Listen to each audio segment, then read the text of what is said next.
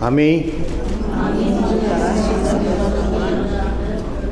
সংসদ সদস্য নির্বাচিত হইয়া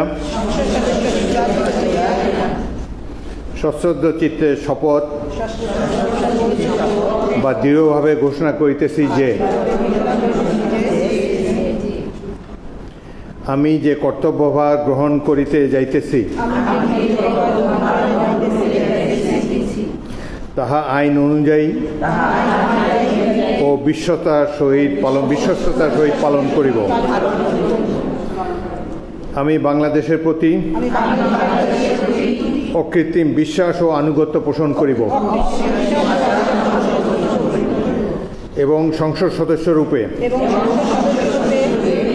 আমার কর্তব্য পালনকে ব্যক্তিগত স্বার্থের দ্বারা